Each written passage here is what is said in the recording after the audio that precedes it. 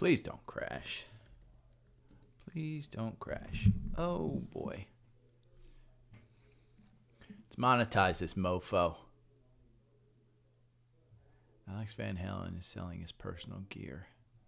I'm going to turn on the do not disturb.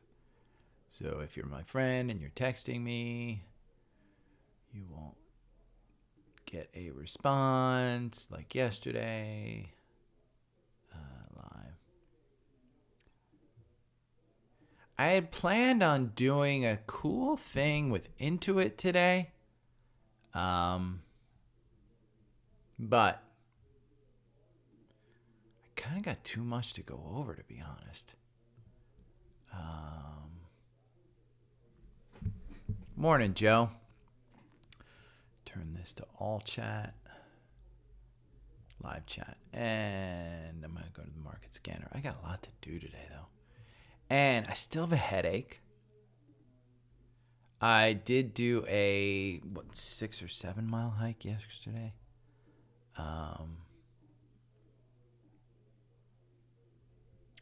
Alta. Scans. Alta IGM.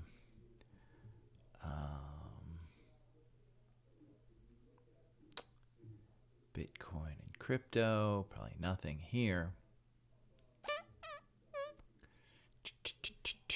Nothing there. Covered calls. I don't like doing the QILD.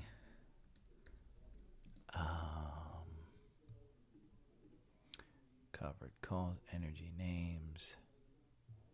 Oh, energy. Shell, Cord, COPUCO, FANG, MRO. Oh, Chewy's a great one. If you want to go strategy tester, here's a good one for you, Tyler.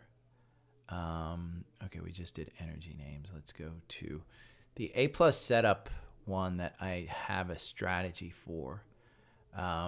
This is Abercrombie & Finch, which was a nice trade, this one. But Chewy, it's all about the entry on this. I haven't figured out a common exit. But Chewy still doesn't have an entrance on this one, which is crazy to me. And the problem with Chewy is, hey, Laurel, I do feel a little bit better, but I have a headache. And I guarantee you, I looked up like the symptoms of mono yesterday, and it said sore throat and headache. Now I got a sore throat and a headache. Mother effer. This is just, me being kind of dumb. Ooh, what did I get an ad for? Some lawn crap. I got an ad for lawn crap. But no, I feel better. But this one is interesting because I don't see an entry. I see an exit here, 1646, a couple of days ago.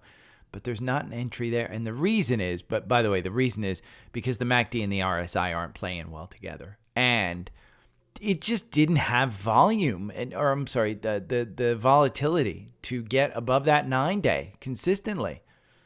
So, but that's a great one to trade. One that around earnings that actually killed it today that I'm going to go over is DKS. I mean, you look at this volatility here. The algorithm got you out with a nice 2% gain, but crap. I mean, from 200 to 210, 5% move. So it hasn't, but the MACD is way up there and the RSI is kind of above 50. So it's not an A+ entry, but it is kind of interesting to look at. So there's the energy names. Let's look at levered ETFs.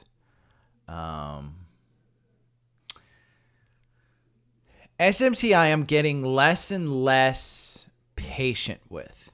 And I still think it's a good one.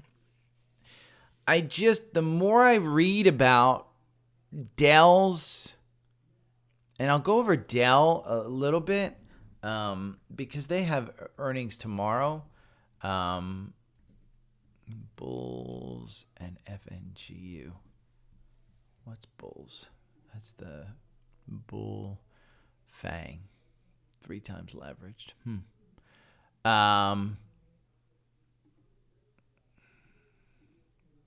The more I read about SMCI and DELL, there's not a lot of moat around. SMCI was by far the best, and they had a moat around server and energy savings around servers. Oh, that's interesting. Before earnings, is this one before earnings or did they? Yeah, before earnings. MU Micron continue to make new high. Continues to make new all-time highs.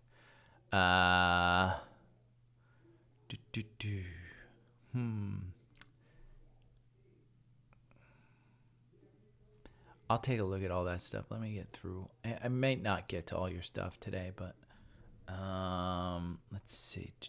We're going to look at the Dow. I'm still kind of out of it, and I do have a lot to do today. I got to get, when I say it, a lot to do, I got to go get food from the supermarket because I need to be satiated. S&P 100, that's what we're doing. COP, okay. Let's see. We're going to go back to the strategy tester, and we're going to look at 4 hour. There we go. Okay. Pull back on NVIDIA, SMCI. Any pullback on NVIDIA, just buy it. I mean, it's down 0.21. It was up 10% yesterday. Any pullback on NVIDIA, just buy it. It will be a $200 stock sometime next year, maybe this year. It'll be a $200 stock. And I'm saying a $200 stock after the stock split that's coming up on January 10th.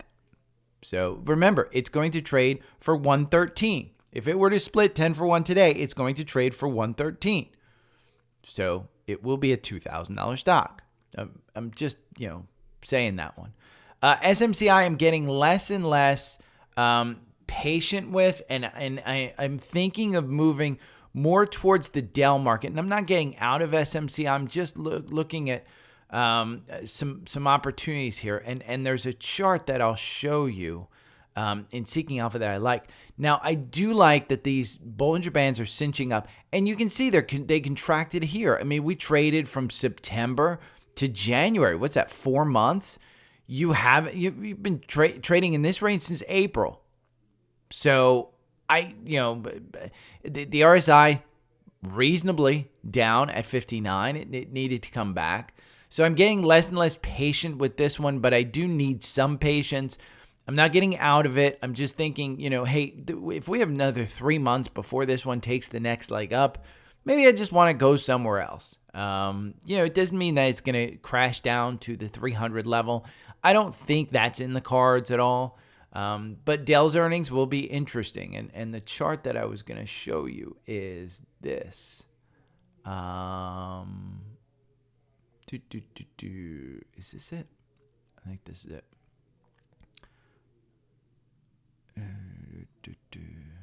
No. Oh. What the hell is going on here? Sign out, and we'll log back in. Sign in. Why is this doing it to me? Oh, don't tell me I got to go and recreate all this crap because their damn affiliate links aren't working again.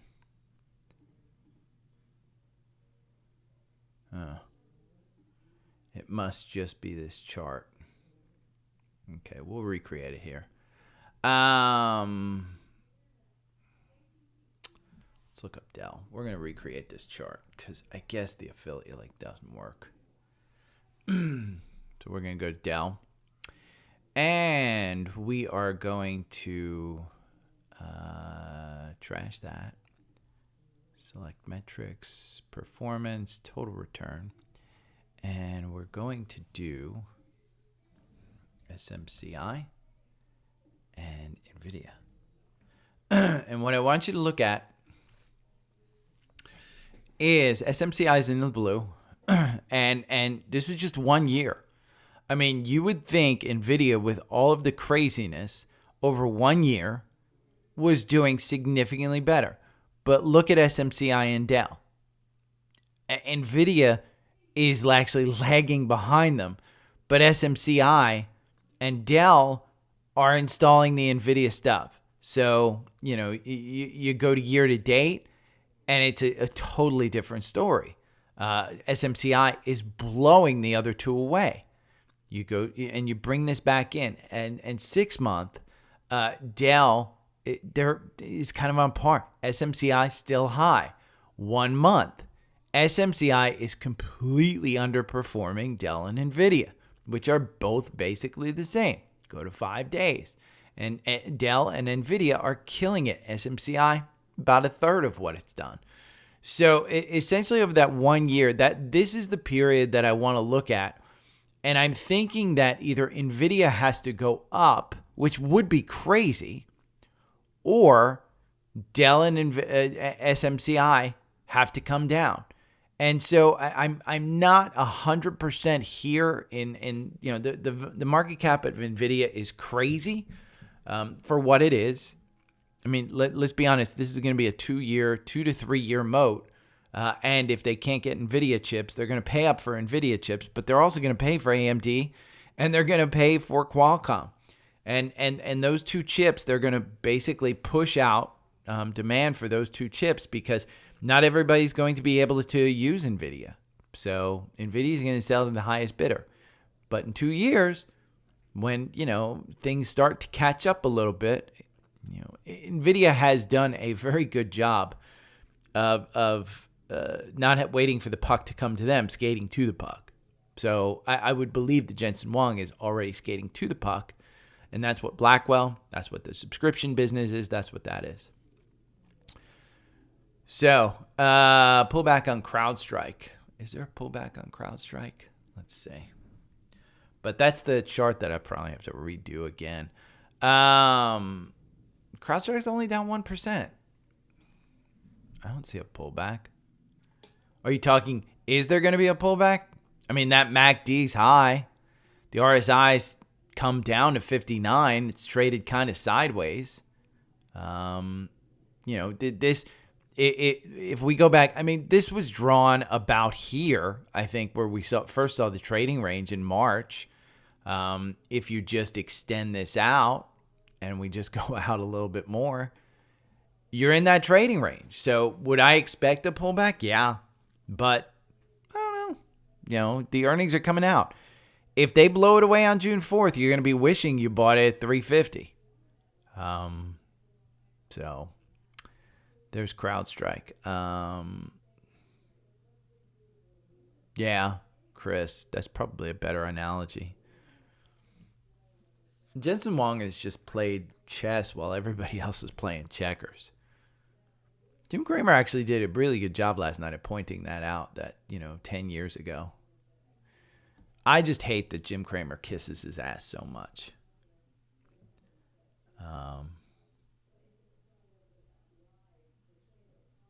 Okay.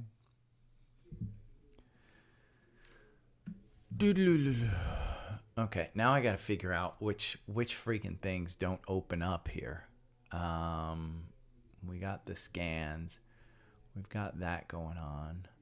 Chewy killed it. Chewy just killed it. Dick's Sporting Good killed it. We're going to keep that one open. I'm going to move this. Actually, I'll just move this over here. And I'm going to copy link. We'll put this in later. Boom. Douche.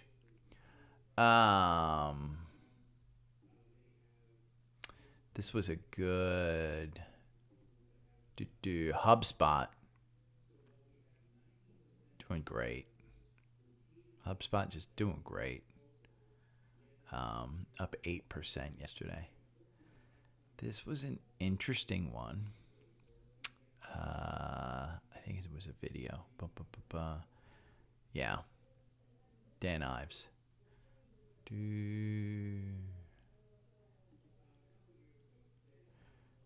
This was a great video. I'm going to pause it again. Ross has been putting out some killer videos lately.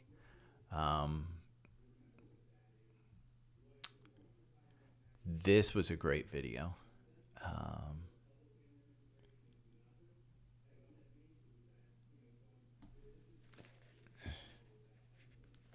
I don't like this guy. I don't think he's a very good person. I think he's a grifter.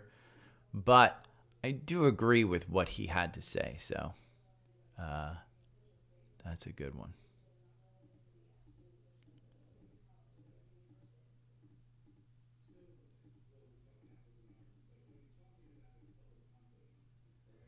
Yeah, we'll pause it right there. COP buying ConocoPhillips.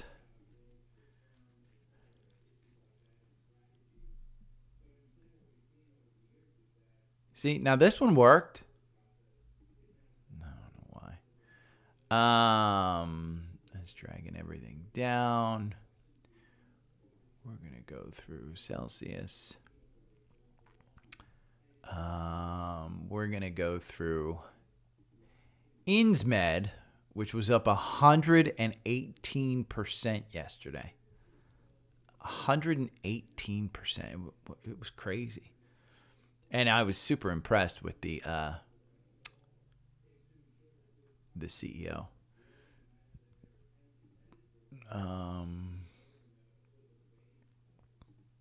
This is a good article, and I'm sure I'm going to get freaking pop-ups on this damn thing, too. Oh. What am I going to sign in there? Okay, I don't want Pro. So we're going to crash that. Okay. We're going to go over here to the Qs. Larry! I love that. 3 years in, that's still going on now, Larry. There's the 4 hour. So,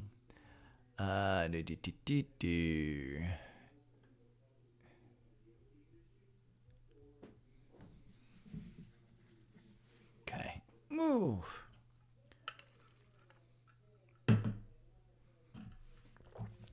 Let me just check. Your prime order has been delivered. Let me see if any of the portfolio got downgrades. No.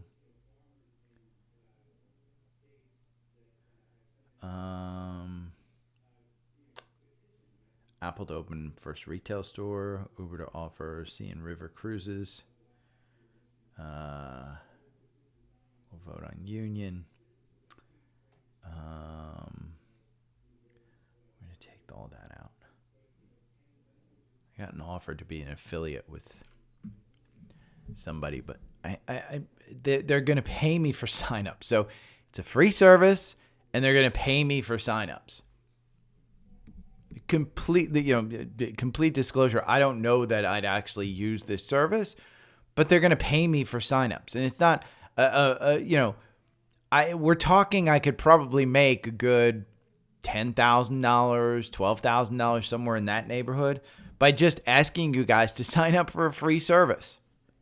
Yes, there's a premium portion to it, but you could get the service for free. And so they're trying to build up their subscriber base. Let this be a lesson to you. Netflix, when they start change from reporting the subscriber base, that's the reason. You want profitable subscribers. The total number of subscribers doesn't make a shit difference.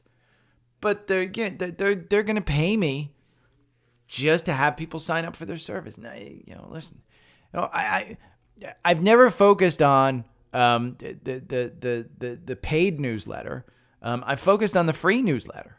And I focused on the free quality content that you guys, that I want to bring to you. But I have my system. I don't know that it's going to change anytime soon unless something significant happens. I mean, AI is going to change a bunch of stuff, but we're way down on, by the way, on a lot of things.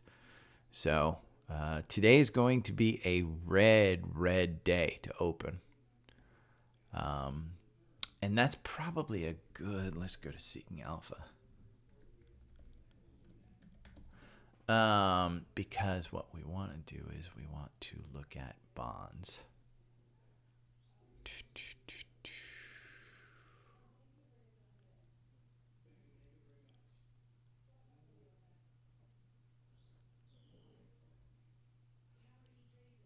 Two-year.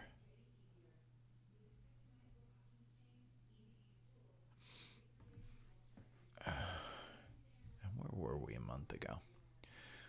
1 month ago. Today is the 29th. Where's April 29th? There it is.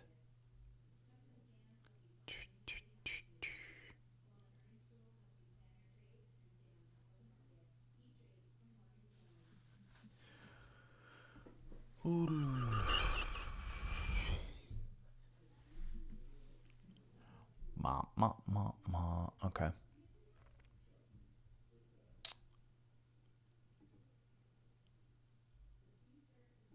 Oh, you know what I do want to open up is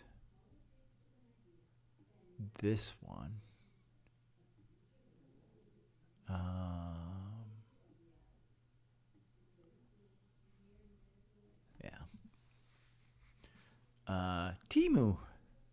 Temu. Okay,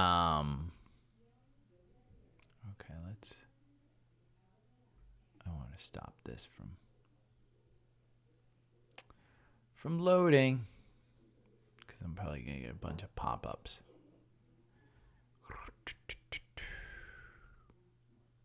Okay, stop loading. Okay. If we go back to it and it's not doing well, just load it back up, okay? Good morning. It is Wednesday. It's hump day. Wednesday, May 29th. Hump. I'm about 80%. I decided, somebody commented on the newsletter yesterday that the true flex is not money, it's not power, it's not anything else. It's your free time. The true flex is having free time. And, I said, when I came back and I saw that comment, I said, you know what? That's true, because yesterday I did the podcast, did the newsletter, did all my stuff, did my work. Then I said, you know what? I'm going for a hike. Wasn't planned, just kind of spur of the moment, 7-mile hike, 1,000 feet of elevation. Here in Atlanta, that's not a bad thing. It's within a half hour of my house, so it's pretty good. NASDAQ hit 17,000 yesterday. First time ever. Closed at 17,000. We had a good day. It wasn't a bad day. Morning session period was up 0.01. Afternoon session up 0.1. This is the Qs. Again, we talked about how the MACD is high. We talked about how the RSI is super high at 71. We talked about all this. So do not be surprised when today is down. Is it going to be all the way down to our support at 450? Hopefully not. But it looks like the Qs are going to open up at 455. So 5 points is not a huge way down. We talked about, bond rates. Bond rates were on the rise. And if we go over here and we look at the 2-year, it's at 4.96. Now, where was it 1 month ago? 5.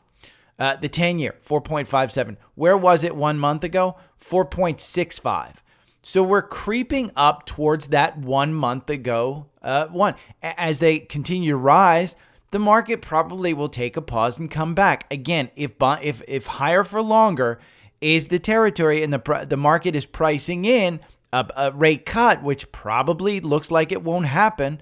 We're going to get inflation data this Friday for April. That's going to be a big one. GDP, I think, comes along. There's a bunch of stuff. Go and read up on this stuff. That's going to move the markets. Well, 1 month ago was April 29th. Where were we? We were at $430 on this QQQ. So if you took those bond rates and said, God, we're just too high and it's going to go up, you missed this entire rally. So take the information in, understand that for something like the Qs, you're looking at a long-term investment. Now, if you were to look at a long-term investment and you were to look at stuff, market crash indicator with spotty track record, Hindenburg-Omen triggered last week. You read this and you understand, and you're like, oh my God, I just read this headline, the market is going to crash. It triggers it 30% of the time it actually comes through. So if you're placing your bet, you have a better chance of the actual omen of this Hindenburg pulling back at like 2008 and 2010. I heard this, I saw this, and I guess it triggered twice in the last like 30 years. Well, stop. Just stop. We're on a bull market. Now, does that mean we're going to go up every day? No. But if you're trading this stuff, trade it on a tighter time frame. That's all that means. From a long-term perspective, we're still high. We may pull back. And I've talked about it before. On this weekly chart, we may pull back 10%. We very well might. You might get back to about 407, 405. But right now, the support is at 450. So if you break through that, that's where you want to make decisions.